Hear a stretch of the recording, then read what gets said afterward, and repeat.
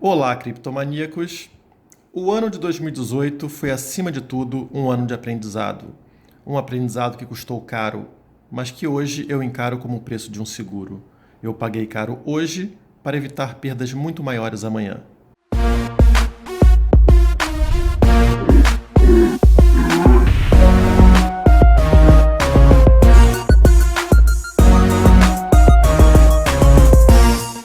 Diferentemente da maioria das pessoas, o que mais me atraiu para as criptomoedas não foi a possibilidade de enriquecer. Não me entendam mal. É claro que enriquecer seria ótimo, mas eu enxergava o enriquecimento mais como uma consequência do que como um objetivo. O que me atraiu para as criptomoedas foi a possibilidade de ser livre. Não livre no sentido distorcido dos dias de hoje, onde liberdade significa impor o jeito do seu grupo para acima de todos os outros. Quando eu digo livre, eu me refiro à liberdade com aquilo que é seu e só seu, com relação à sua propriedade privada, seja ela seu corpo, sua casa, seu trabalho, seu dinheiro. Nunca aceitei a ideia de ser obrigado por meio de violência a pagar por algo que não concordo, por algo que muitas vezes vai contra meus valores, contra quem eu sou. O que deu direito a algumas centenas de políticos de vasculharem tudo o que eu faço e possuo, definindo quanto do que eu tenho será retirado à força de mim para bancar seus próprios salários, definidos por eles mesmos, e serviços de péssima qualidade que eu jamais contratei. Mas assim como um escravo negro no século XVIII, eu não via forma de escapar do meu destino. Certo ou errado, eu estava fadado a aceitar essa violência contra mim. As coisas sempre foram assim e ir contra o sistema só resultaria em chibatadas nas minhas costas por parte dos novos senhores de escravos. Experimente não pagar seus impostos por não concordar com eles e você sentirá rapidamente o peso do sistema sobre você. Mas essa visão depressiva com relação à minha própria liberdade mudou quando eu conheci o Bitcoin. Foi ali que tudo se encaixou na minha cabeça. A solução para o problema passava pelo desenvolvimento de tecnologias descentralizadas. Se não existe um responsável centralizado, o governo não tem como puni-lo. Todo o sistema estatal é baseado na fiscalização e punição de intermediários. O governo sabe que o seu salário vem de uma empresa, que o seu dinheiro vem de um banco, que suas compras vão para lojas. Desta forma, basta ao governo fiscalizar e ameaçar estes intermediários, para que eles cobrem impostos sobre o que é seu e informem tudo ao governo. Mas na hora que entendi a blockchain, percebi no mesmo momento que estava diante de algo que matava por completo o sistema estatal. Eu estava diante do início do que nos levará ao fim da escravidão social, a forma mais perversa e duradoura de escravidão na história da humanidade. E isso é algo tão grandioso que te cega, que te faz perder a razão. É como descobrir o fogo, a roda, a energia elétrica. É algo que muda por completo sua cabeça e que torna tudo ao redor menor, irrelevante. Foi nesse contexto que eu me encontrava no início de 2018. A confiança na tecnologia era inabalável. Os 20 mil dólares por Bitcoin não me assustavam. Provavelmente 200 mil por Bitcoin também não me assustariam. A migração para a blockchain era inevitável e isso tornava a tendência de alta uma certeza pelas próximas décadas à frente. Meu erro foi achar que as pessoas migrariam para a blockchain meramente pela ideologia por trás dela, assim como aconteceu comigo. Esse, por sinal, é o erro básico de toda a ideologia, incluindo aí o anarcocapitalismo. Pessoas agem muito mais por incentivos do que por valores.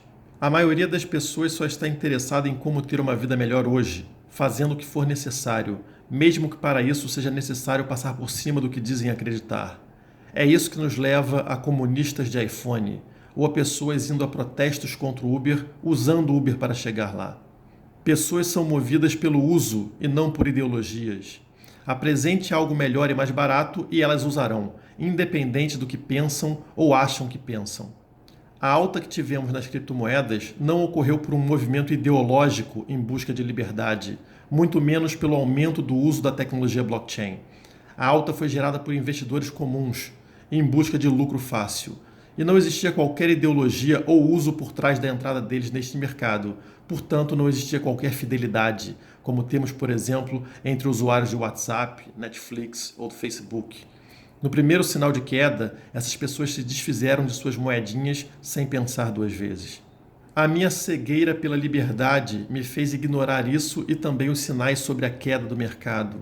Em janeiro, quando o Bitcoin já amargava uma queda considerável, eu ainda comemorava a constante e extraordinária valorização da Nano. Mesmo com o Bitcoin em queda, eu continuava aumentando meu patrimônio em reais, devido ao bom desempenho das altcoins. A queda do Bitcoin me parecia natural. Na minha cabeça, o mundo estava migrando para altcoins de tecnologia superior, de possibilidades ainda maiores do que aquelas oferecidas pelo Bitcoin. Foi em meio a este cenário de alegria que o meu canal foi apagado pelo YouTube, no momento em que eu estava alcançando os primeiros 100 inscritos. Uma tarefa que era bem mais difícil do que conseguir 5.000 inscritos atualmente. A criação do novo canal, no final de janeiro, coincidiu com a queda generalizada do mercado, e a partir dali eu vivi de expectativas, tanto pelo retorno dos inscritos que eu tinha perdido, quanto pela recuperação das criptomoedas. A primeira expectativa se realizou, já a segunda, não. Foi no dia 11 de janeiro que tive o primeiro choque de realidade, quando o mercado desabou com o FUD gerado pela notícia de que a Coreia do Sul estaria proibindo as criptomoedas. Eu sei que não existe maneira de criptomoedas serem proibidas e que a proibição de algumas empresas desse setor não afeta o potencial da tecnologia. Mas quando o mercado caiu com essa notícia, ficou claro que quem estava investindo eram especuladores e não entusiastas. O agravamento das ameaças dos governantes coreanos fez o Bitcoin cair abaixo dos $10.000 pela primeira vez no ano. Esse foi um marco extremamente importante. Naquele momento, caiu a ficha de que o buraco era mais embaixo. A maioria pulou fora do barco, e boa parte dos que restaram eram entusiastas, gritando hold em meio à tempestade. Hoje aprendi que teria sido mais útil ter pulado com um bote salva-vidas, podendo retornar mais tarde quando a tempestade terminasse. Mas acabei assumindo a posição de capitão de um barco afundando, aceitando meu destino como o último a sair.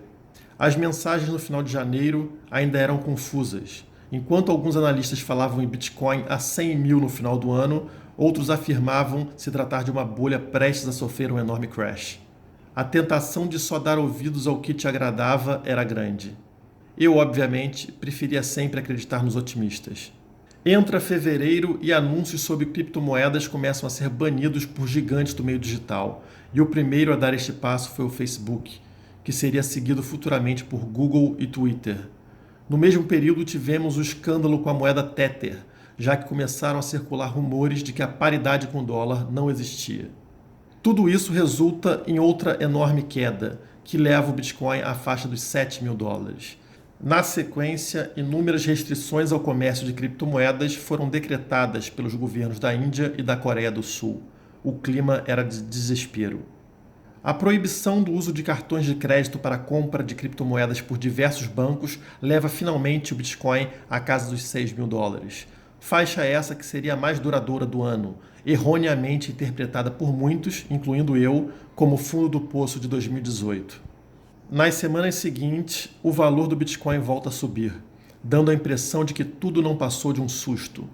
O valor em março variou entre $8.000 e $11.500, muito acima dos $6.500 vistos em fevereiro.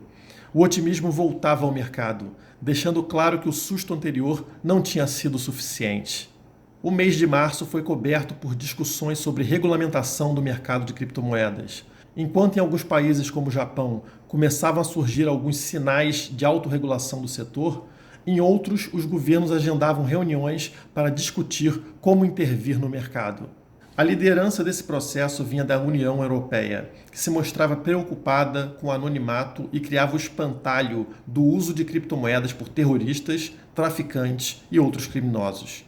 Ainda em março, governos começaram a exigir dados de corretoras e a cobrar impostos sobre as transações dos usuários, o que gerou dúvida e insegurança dos investidores, já que ganhos em meses anteriores tinham se transformado em prejuízo no mercado em queda. Todas essas ameaças dos governos derrubaram novamente o Bitcoin para a faixa dos $6.000 entre final de março e meados de abril. Notícias positivas tanto de empresas interessadas em blockchain, quanto previsões extremamente otimistas quanto ao valor do Bitcoin até o final do ano, dão uma última sobrevida à moeda, que chega próximo dos $10.000 no início de maio. O início de junho foi marcado por notícias negativas, incluindo corretoras sendo hackeadas, como a CoinRail e a BitHump. e sobre investigações estatais indicando forte manipulação no mercado de criptomoedas e exigindo dados de transações de diversas corretoras. O efeito todos nós já sabemos: preços em queda, chegando a romper o suporte dos $6.000 no final de junho. Em julho surgem as possibilidades de ETF de Bitcoin, entre elas a proposta da CBOE com a SolidX, que até hoje é uma das maiores esperanças do mercado para uma próxima alta. A possibilidade de aprovação de um ETF anima os compradores e o preço do Bitcoin chega a entrar na faixa dos $8.000 no final de julho. Notem que nem mesmo notícias deste porte conseguiam levar o Bitcoin de volta aos $10.000, como vimos em meses anteriores. Isso era um claro impacto do desânimo que 7 meses de baixa fizeram nos investidores. O último suspiro em março tinha se mostrado uma armadilha bem cruel, e agora, finalmente, estávamos aprendendo a agir de forma mais cautelosa. Isso se mostrou uma atitude correta e madura dos investidores, já que não voltaríamos a ver Bitcoin na faixa dos $8.000 a partir de agosto. As constantes prorrogações da SEC quanto aos pedidos de ETF de Bitcoin mostraram ao mercado que toda animação não passava de um sonho distante. A SEC não estava disposta a aceitar um ETF de Bitcoin tão cedo. Com o preço de volta à casa dos $6.000, vimos um estranhíssimo período de estabilidade do Bitcoin, um dos maiores de sua história. O valor se manteve praticamente estável em setembro, outubro e até meados de novembro, sempre na faixa dos $6.000, que cada dia mais se firmava como o fundo do poço no ano de 2018. Muitos novos investidores começaram a entrar no mercado nesta faixa, visando uma alta nos meses seguintes, já que entendiam que se não caía, mesmo com notícias negativas, o único movimento possível seria subir futuramente. Infelizmente, o golpe final ainda estava por vir, e ele chegou justamente em meados de novembro, com a guerra entre duas lideranças do Bitcoin Cash, Roger Ver e Craig Wright, e suas ameaças com o uso de mineração para jogar o Bitcoin para a faixa dos $1.000. Não se sabe o que afugentou mais os investidores, se as ameaças de manipulação neste mercado ou se simplesmente se darem conta de que a qualquer momento projetos podem se desfazer e entrar em brigas que geram perda de reputação, segurança e, consequentemente, desvalorização das moedas. O próprio Bitcoin Cash já era um fork do Bitcoin original e agora estávamos vendo acontecer fork também do Bitcoin Cash. Onde isso iria parar? Quão nocivo seria isso para o setor? As dúvidas abalaram ainda mais a confiança de um mercado em depressão. Somou-se a isso o início de uma crise global, refletida com a entrada da Bolsa de Ações americanas num bear market, ao atingir mais de 16% de queda desde o seu topo. Sendo assim, o que parecia impossível aconteceu, e o tal fundo do poço em $6.000 caiu em questão de dias pela metade, com o Bitcoin atingindo a faixa dos $3.000. O valor ficou tão baixo que não cobriu os custos de mineração em diversos locais do mundo. E, obviamente, isso foi usado pela mídia para espalhar pânico, usando imagens de equipamentos de mineração sendo descartados na China. A cena era verdadeira, mas não passava do descarte de equipamento velho, que estava sendo substituído por equipamento novo. Mas a verdade não gera cliques, e não demorou para surgirem teorias sobre a espiral da morte que levaria o Bitcoin ao seu fim. A espiral da morte é uma possibilidade que debateremos futuramente aqui no canal, mas o que interessa é que o sangramento estancou, pelo menos por agora. Falando em morte, perdemos alguns nomes importantes do setor em 2018. Em dezembro perdemos Timothy May, cofundador do Cypherpunks e autor do Manifesto Criptoanarquista, sendo a semente do que levaria a geração seguinte, incluindo nela o próprio Satoshi Nakamoto, a criar criptomoedas que conhecemos hoje. Ainda em dezembro, perdemos também Guto Schiavon, cofundador da corretora Foxbit. Em homenagem a todos aqueles que nos deixaram em 2018, cito aqui um trecho do próprio Timothy May, em seu manifesto, mostrando toda a sua capacidade visionária. Abre aspas. A tecnologia da computação está à beira de fornecer a habilidade de indivíduos e grupos de se comunicar e interagir uns com os outros de maneira totalmente anônima. Duas pessoas podem trocar mensagens, fazer negociações e negociar contratos eletrônicos sem nunca conhecer o verdadeiro nome e a verdadeira identidade do outro. As interações sociais em rede serão indetectáveis. Estes desenvolvimentos irão alterar completamente a natureza da regulamentação governamental, a capacidade de taxar e controlar as interações econômicas, a capacidade de manter em segredo informações e até mesmo alterar a natureza da confiança e reputação. Fecha aspas. Descansem em paz e obrigado por toda a contribuição. Agora chegou o momento de pararmos de olhar para trás. Passamos 2018 inteiro olhando para a alta de 2017, sem nos importarmos com o presente. Agora iniciaremos 2019 e não temos nenhum orgulho do que passou em 2018, só nos restando olhar para frente e construir algo novo, nunca antes vivido. E é assim que as coisas devem ser. Olhar para frente é o que nos leva a algum lugar. Talvez isso demore 1 ano ou 2 anos, mas pelo menos agora estamos remando na direção certa, em frente, sem olhar para trás. Eu desejo a todos vocês, criptomaníacos, um 2019 de aprendizado, crescimento e superação. Muito obrigado pelo que vocês foram capazes de fazer, levando um canal do zero para quase 30 mil inscritos em somente 11 meses. Isso sim é uma bull run. E se existem 30 mil pessoas interessadas em criptomoedas no Brasil, em meio a uma das maiores quedas da história, isso é sinal de que coisas boas estão por vir. Feliz 2019! Se inscreva no canal, deixe o seu like e entre nas redes sociais do Criptomaníacos.